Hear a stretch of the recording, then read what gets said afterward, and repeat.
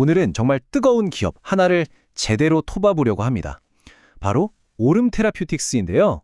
이 회사가 가진 혁신적인 기술이 대체 뭔지, 왜 이렇게 시장에 들썩이는지, 그리고 물론이죠. 우리가 꼭 알아야 할 리스크는 또 뭐가 있는지 하나하나 시원하게 파헤쳐 보겠습니다.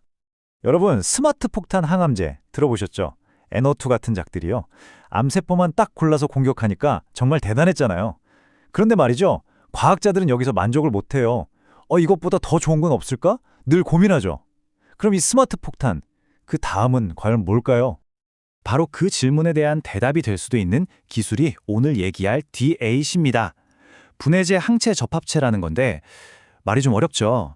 쉽게 말해서 기존의 ADC가 암세포에 폭탄을 던지는 저격수였다면 이 DAC는 아예 적진에 침투해서 내부 시스템을 교란시키는 파괴 공작원 같은 거예요. 훨씬 더 정교하고 더 치명적이죠. 자, 그럼 도대체 이 DAC라는 게 어떻게 작동하는 건지 그 원리를 한번 들여다보죠.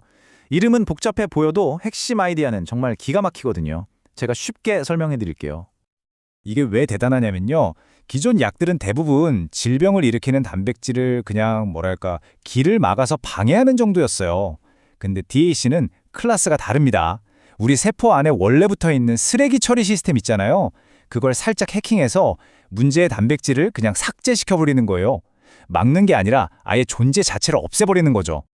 자, 이 표를 보시면 쫙 감이 오실 거예요. DAC는 한마디로 어벤져스 같은 기술입니다. ADC가 가진 정확한 타겟팅 능력과 TPD라는 기술의 강력한 파괴력, 이 두 히어로의 장점만 쏙쏙 뽑아서 합쳐놓은 거거든요. 그러니까 ADC가 가졌던 독성 문제, TPD가 가졌던 효율성 문제, 이 골치 아픈 두 가지를 동시에 해결해버린 거죠. 정말 똑똑하지 않나요? 이게 어떻게 작동하는지 단계별로 한번 볼까요? 첫째, 항체가 레이더처럼 정확하게 암세포를 찾아내서 딱 달라붙어요. 둘째, 암세포가 이게 뭐지? 하면서 통째로 삼켜버리죠. 셋째, 세포 안에서 드디어 숨겨뒀던 분해제라는 폭탄이 풀려납니다. 그리고 마지막, 이 분해제가 세포를 조종해서 암을 일으키는 단백질을 스스로 파괴하게 만들어요. 그러니까 밖에서 암세포를 한번 찾고 안에서 또 타겟 단백질을 한 번 더 찾는 이중으로 확인사살을 하는 셈이죠. 이게 바로 DAC 기술의 핵심, 이중 정밀성입니다. 자, 이론은 이쯤 하고 그래서 이 엄청난 기술이 시장에서 진짜 돈이 되느냐? 이게 제일 중요하잖아요. 지금부터는 오름 테라퓨틱스를 둘러싼 뜨거운 기대감, 즉 불 케이스를 한번 살펴보겠습니다. 자, 이 숫자 한번 보세요. 1억 달러. 우리 돈으로 하면 대략 1,300억 원이 넘죠. 이게 무슨 돈일까요? 바로 글로벌 제약사, 그 유명한 BMS가 오름 테라퓨틱스의 신약 후보 물질 딱 하나, ORM-6151의 가능성을 보고 이거 우리한테 넘겨주세요 하면서 계약금으로 썬 금액입니다. 시작부터 스케일이 다르죠? 근데 놀라운 건 이 BMS 빅딜이 전부가 아니라는 거예요. 이건 그냥 우리 기술 이 정도 클래스다 하고 시장에 도장을 꽝 찍은 거고요. 버텍스라는 또 다른 거물이랑은 항암제가 아닌 유전자 치료 분야에서 협력하고 있어요. 이게 뭘 의미할까요? 바로 오름의 기술이 항암제라는 하나의 우물에만 갇혀있지 않다는 거죠. 플랫폼 기술이라는 게 바로 이런 겁니다. 어디에 갖다 붙여도 새로운 가치를 만들어낼 수 있는 잠재력. 이게 오름의 진짜 무서운 점이죠. 이 그래프 좀 보세요. 아시아에서 DAC 개발하는 회사들 줄 세워놓은 건데 거의 오름 테라퓨틱스 독주 체제라고 봐도 무방하죠. 파이프라인 개수만 봐도 다른 경쟁사들을 저만치 따돌리고 있어요. 그냥 유망주가 아니라 이 분야의 선두주자라는 걸 명확하게 보여주는 데이터입니다. 자, 지금까지 너무 좋은 얘기만 했나요? 하지만 세상에 완벽한 건 없죠. 특히 바이오 투자는 뭐 아니면 도라는 말이 괜히 있는 게 아니니까요. 지금부터는 정신 똑바로 차리고 오름 테라퓨틱스가 가진 현실적인 리스크, 즉 베어 케이스를 냉정하게 짚어보겠습니다. 바이오 투자자들 사이에서 도는 우스갯소리가 하나 있어요. 바이오 주식은 임상 성공률만큼이나 웃기다.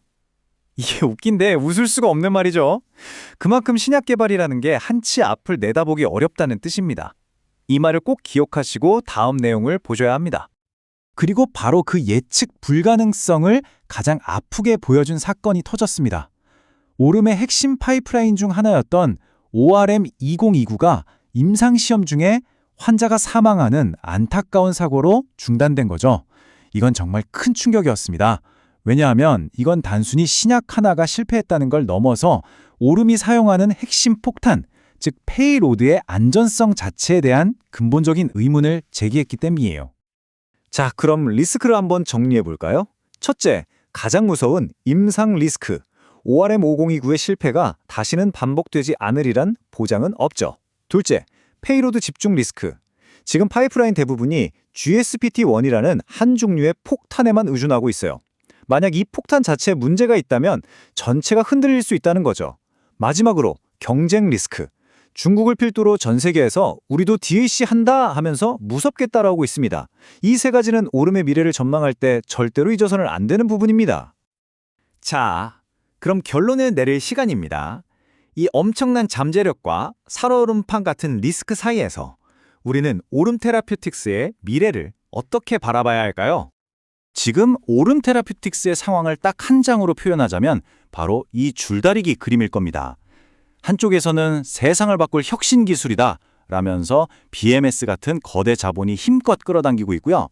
반대편에서는 임상 실패는 현실이다 라면서 차가운 시장과 경쟁자들이 버티고 서 있죠. 과연 이 팽팽한 힘겨루기의 승자는 누가 될까요? 오름의 운명은 바로 여기에 달려 있습니다. 그렇다면 투자자 입장에서 우리는 앞으로 뭘 봐야 할까요? 바로 이 타임라인입니다. 다른 거 다 필요 없고 올해 하반기에 나올 ORM-1153의 초기 데이터, 그리고 연말에 있을 학회 발표, 여기에 모든 게 달려있다고 해도 과언이 아니에요.